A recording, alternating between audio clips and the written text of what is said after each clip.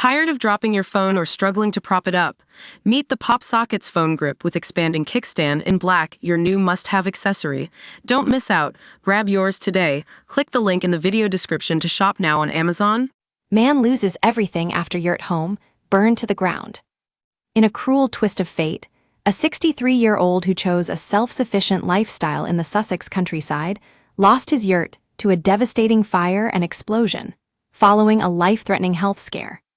Mark Mansbridge, a resident of Lewes, found himself in a dire situation on February 11 when a blood clot near his heart prompted an emergency trip to the Royal Sussex County Hospital. Being described as nearly a goner, Mark faced further adversity just 2 weeks later when he was informed by the landowners, where he lived for 3 years, that his Mongolian yurt had caught ablaze. The unfortunate inferno began when a friend, intending to protect the yurt from dampness during Mark's hospital stay, stoked a fire in the stove, but inadvertently kindled a disastrous fire with an errant ember. The ensuing flames found their way to the gas tanks, leading to an explosion that sent everything blue sky high, leaving Mark bereft of his home and most belongings. A man who devoted his career to aiding those without shelter, Mark ironically finds himself registered with the council as homeless and placed in temporary housing, sustained by the lovely support from comrades. With assistance from his friend Helen, a GoFundMe campaign has generated an impressive sum exceeding £7,000 from 200 contributors, embarking on funding Mark's reconstruction of his independent lifestyle. Amidst the tragedy, Mark lamented to PA Real Life the loss of his cherished possessions. "It's heartbreaking to lose all my treasures," yet he maintained a resilient outlook. "But in the grand scheme of things, it's nothing compared to feeling good, being healthy, having friends, and all the rest of it." Embracing gratitude amidst hardship, Mark reflected, "I certainly don't feel I'm taking anything for granted at the moment. It all feels super special." Mark was house-sitting for a friend when he retired to bed feeling very strange and breathless on February 10.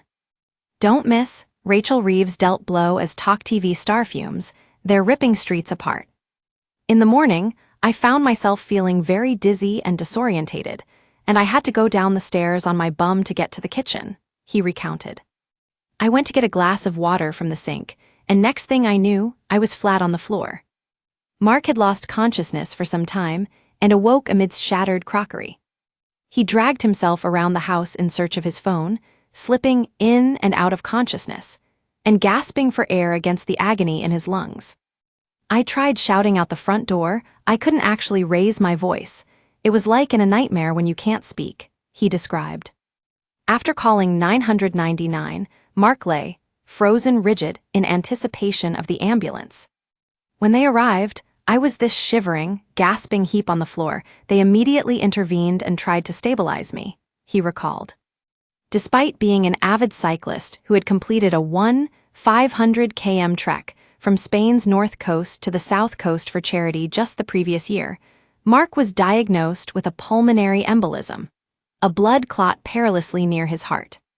His sister Ruth, once a nurse, fell deathly quiet at the sight of Mark's ECG, informing him he was nearly a goner.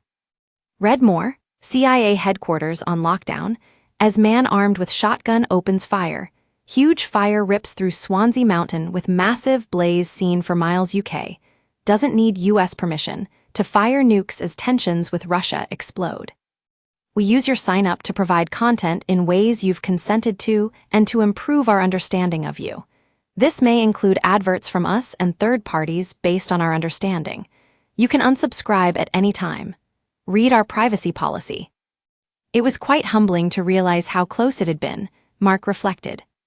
Despite being in peak physical condition and initially thinking that a clot was a couch potato condition, Mark was shocked when doctors explained to him that pulmonary embolisms are actually quite prevalent among elite athletes, suggesting his intensive cycling could have been the culprit. Mark recounted the harrowing experience. "It felt like fingers squeezing my lungs. It was a really painful, uncomfortable situation, but it feels like they're releasing day by day." Following a stint in the hospital, Mark was released with advice to recuperate at a friend's place rather than return to his 6-meter-wide yurt, situated on a farm near Luz. For 3 years, Mark has called his Mongolian yurt home, a lifestyle change sparked 5 years ago by a desire to escape the relentless cycle of mortgages and bills. Before that, I was kind of normal, he reflected. He joked about his unconventional choice, saying, "It's probably my midlife crisis, rather than buying a fast car." However, Mark's health issues were compounded when, just 2 weeks after his medical emergency, he received a distressing call on February 26, informing him that his yurt had caught fire. "I went straight online and found reports locally of this blaze out there," he said, describing the complete destruction of his abode. The gas tanks blew sky high. Apparently, they could hear the bang on the north side of Luz.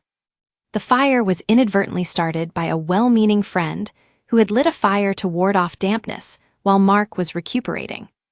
Mark speculated on the cause. A spark might have pinged out of an open door on the stove. It must have smoldered all day in there, and then for whatever reason, it took off in the evening. "I didn't feel any anger or blame towards her. It's just a terrible accident." Nevertheless, Mark was absolutely devastated by the inferno, having lost everything, encompassing his tools, bike paraphernalia, irreplaceable mementos from journeys abroad, lovely bits of art, and a cherished ancient teddy bear. His yurt, an enchanting haven furnished with cozy rugs, solar panels, a heating system, and a glamping kitchen fitted with modern conveniences, stood obliterated. Reflecting on what once was, Mark fondly recalled his abode. It was quite beautiful out there, like a little oasis, set in a farm's meadow corner featuring a copse and badger neighbors. In the aftermath, he expressed gratitude for his friend's efforts. A little army of friends went out on the Saturday after the fire, and they totally cleared the site. "I'm hoping the badgers are pleased. They got their land back now." Overwhelmed by communal kinship after the blaze, Mark recounted hospital visits, offers of shelter, and kind gestures of nourishment from friends. "I felt like the Maharaja, lying on my pillows being served for a few days," he quipped, touched by the outpouring of goodwill. Mark found solace in the unexpected kindness that emerged. "It's been very heartwarming, just how nice people are." He reflected on the human capacity for goodness despite prevailing cynicism. These days, we're almost told to be suspicious of each other. But when you get into it, people are actually altruistic and very kind. Mark, who has been given the green light by landowners to reconstruct his off-grid existence on their plot, remains uncertain about how the surrounding farming community might receive him. He commented, "I had quite a good connection with all the locals out there, so we'll see how it goes. I probably need to throw them another barbecue or something and sound them all out." Supporters can contribute to Mark's cause via his GoFundMe page at gofundme.com/f/Mark Mansbridge.